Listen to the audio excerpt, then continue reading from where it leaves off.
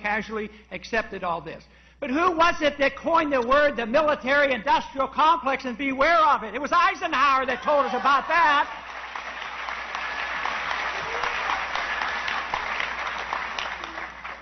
So there's every reason for us to think seriously about, what we really believe in and what conservatism actually really means. In 1956, I was in college, but I thought a draft was coming because the French and the British, got into a fight over the Suez Canal with the Egyptians. The Egyptians wanted their canal, running the canal.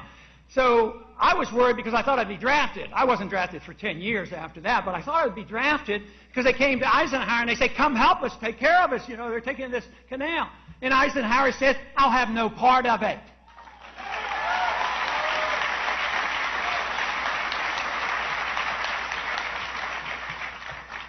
But back 100 years ago, especially around Woodrow Wilson, what happened in this country is we took freedom and we chopped it into pieces. We don't think of freedom as something unified. There is only one kind of freedom, and that's individual liberty. Our lives come from our Creator, and our liberty comes from our Creator. It has nothing to do with government granting it. If you want small government to protect liberty, that is well and good, and that's what the founders believed. And that is exactly what the Constitution was written for. But if we have some group over here defending, economic liberty is good, that's right, we do.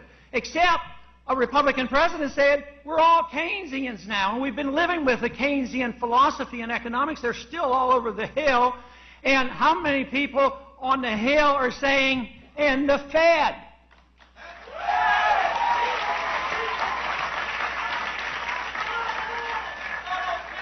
But personal liberty, if our liberties come to us as individuals, they are not collective. Freedom does not come in groups. You don't have freedom because you're a hyphenated American. You have freedom because you're an individual, and that should be protected.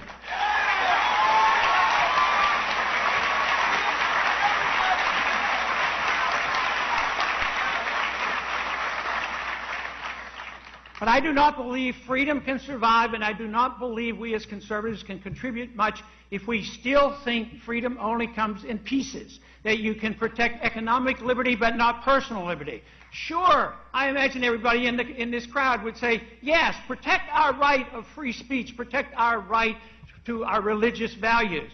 But as soon as it comes to putting something in your mouth or in your lungs, you say, you don't have enough sense to decide what you should do, so we are going to use the heavy hand of government, come down and protect you against yourself.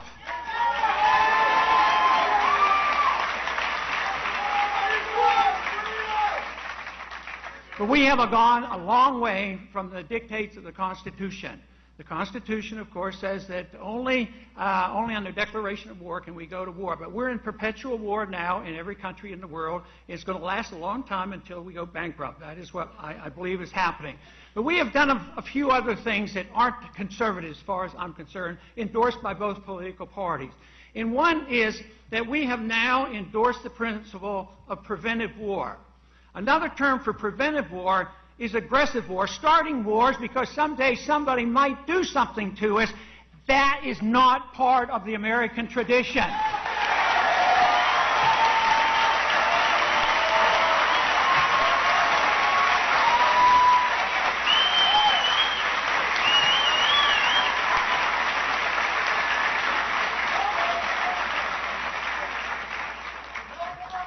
Just last week, there was a hearing on the Hill.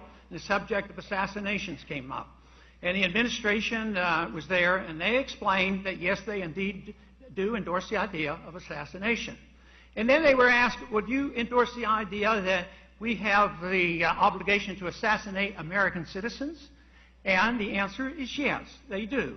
They claim that they have the right to assassinate American citizens. Now, what are the conditions? Somebody in the administration, we don't know exactly who, makes a determination that that individual is a threat. And if he's a threat, then he can be assassinated. Now you say, well, he's probably a bad guy, and he probably is, the people they pick. They only have 3. But the principle is important. Someday there might be 6 or 8 or 10. What if that would have been the fact that Eugene's Debs might have not have been put in prison? He might have been assassinated because he was a threat. So this is not just casual talk. This is not radical left-wing liberalism protecting civil liberties. This is protecting the whole integrity of our country and our Constitution and the rights of the individual.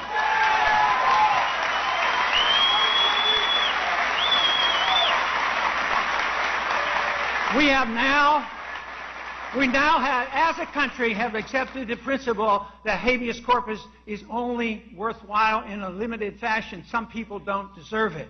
If they're designed as a threat, they can be held for unlimited time in detentions. It can be secret detention and still susceptible to torture.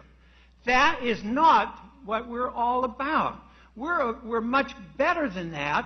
And we as conservatives have to realize that we have to bring this back together again. Good conservatives can believe that personal liberty is of the utmost value. We all probably more easily agree the free market is a good way to go, and yet we still have a lot of people who have to reject the notion of regulations and benefits and bailout for Wall Street and the Federal Reserve System and paper money. All these things have to be worked in. But there is nothing wrong with you being a conservative in saying the Republican conservative tradition, not too long ago, as recent as year 2000, we won elections by saying we shouldn't be the policemen of the world and that we shouldn't be nation building. And it's time we got those values back into this country.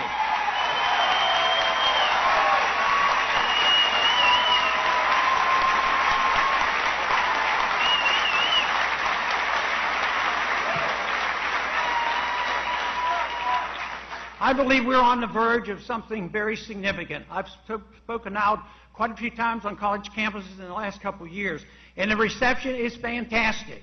And they want the whole package. They don't want bits and pieces. They want their personal liberty. They want their economic liberty. And they don't want dependency on the government because the government has failed and they know they're not going to get their Social Security. And they don't want perpetual war. They'll defend this country. I have more support from the military than any other one candidate during the campaign.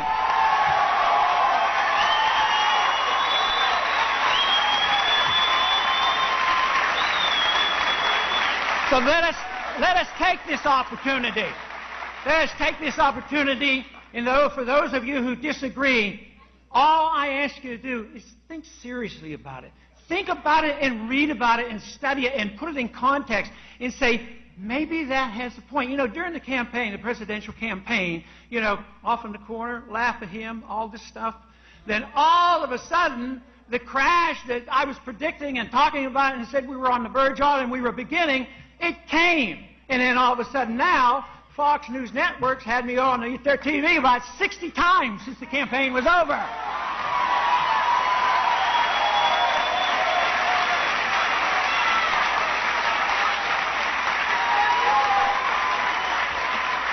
But let me finish by saying one reason why I really like this idea of bringing freedom together and why freedom works is I really think it brings people together. I do like different people to come together because freedom doesn't challenge people's personal values. They don't challenge their religious values.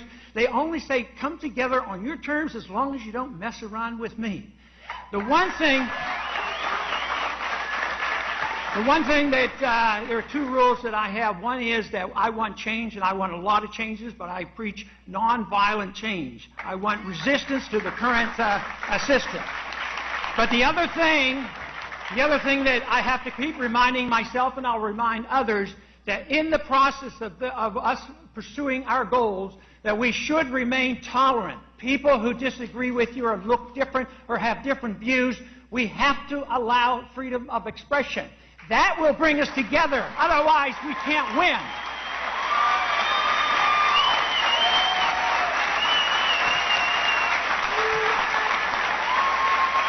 So I thank you very much for this opportunity to visit with you. I hope it is challenging because we're in challenging time. But quite frankly, if we do the right things, we can pull out of the economic mess we have, and we can be better than ever. And I believe that's what this type of an organization and group of people coming together, because I know you want what is best for America. And if we work together and are a bit more tolerant, I believe we can achieve it. Thank you very much.